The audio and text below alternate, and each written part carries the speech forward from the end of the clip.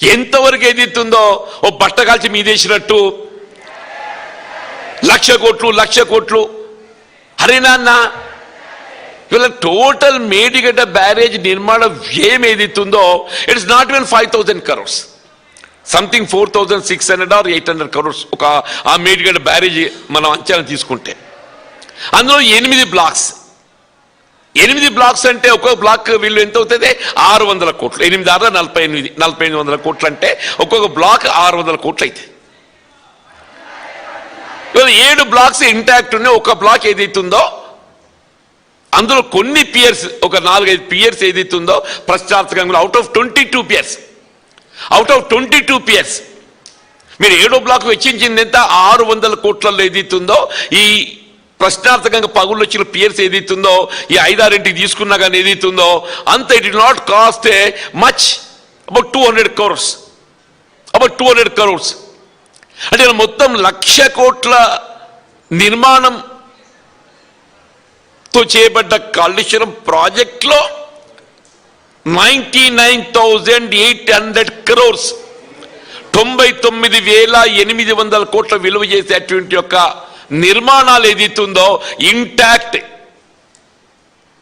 మనకు వినియోగానికి ఏదైతుందో ఎక్సలెంట్ ఇన్ గుడ్ కండిషన్. ఇలా ప్రశ్నార్థకం కేవలం 200 కోట్లు. 200 కోట్లు అంటే ఎంత? In 1,00,000 crores it's 0.2%.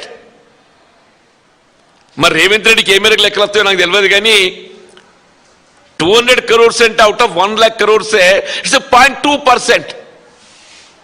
దాన్ని కూడా ఏదైతే నిర్మాణ సంస్థ ఎలాంటి డిఫెక్ట్ లయబిలిటీ కింద ఏదైతుందో దాన్ని మరమ్మతు చేయడానికి వాళ్ళ అంగీకారం, వాళ్ళు ఏదైతే కాన్సెంట్ లెటర్ ఇచ్చారు, వాళ్ళ అంగీకారం కాన్సెంట్ లెటర్ ఇచ్చిన వాళ్ళు.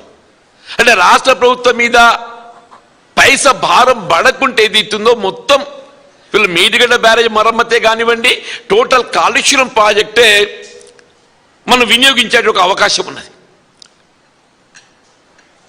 దాదాపు 3 సంవత్సరాలు గడిచిపోతుంది. రేపు రబీ పోతే ఇప్పటికే 33 మాసాలు గడిచిందే. ఇక 3 మాసాలు అయితే రబీ పోతుంది, ఇంకేముంది అందులో. ఏమంటారు? ఇప్పటికైనా రేవంత్ రెడ్డి నువ్వు భేషజాలకు ఓకయా, భేషజాలకు ఓకు. నీ కుట్రలు కుతంత్రాలు జాలిగా, నీ కుట్రలు కుతంత్రాలు జాలి. ఇప్పటికి ప్రజలంతా గమనిస్తున్నారు, రైతాంగం అంతా గమనిస్తున్నారు కాళేశ్వరం ప్రాజెక్టు యొక్క గొప్పతనం,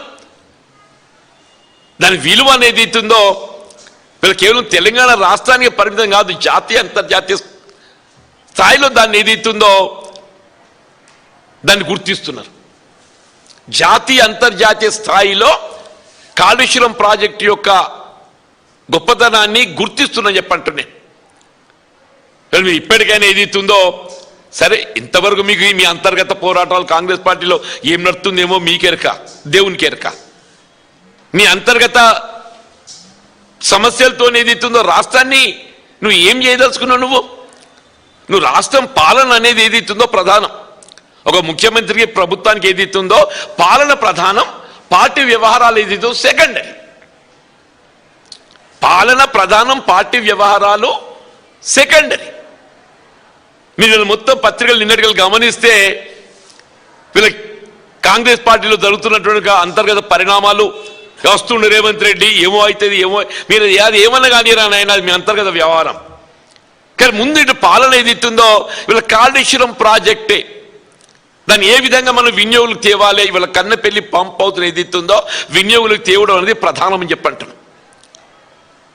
మీరు ఇప్పటికైనా సమయం, ఇప్పటికే ఏదైతుందో మీరు 30 మాసాలు వృధా చేసిండ్రు. ఈ సంవత్సరం అయితే ఏదైతుందో ఖరీఫ్ పంట ప్రశ్నార్థకం అయిపోయింది. అటో ఇటో మొత్తానికి అల్పపీడనంతో కొంత సాగైపోయింది. అల్పపీడనంతో ఏదైతుందో ఈ ఎల్నినో పరిస్థితుల్లో కూడా ఈ అల్పపీడనంతో వీళ్ళ కొంత సాగైంది. దానికి రైతు వల్ల ఆందోళనకు గురవుతున్నాడు. ఇటు ప్రాజెక్టులో నీళ్లు లేవు, ఆ కరెంట్ ఎప్పుడు వస్తుందో ఎప్పుడు పోతుందో తెలియదు.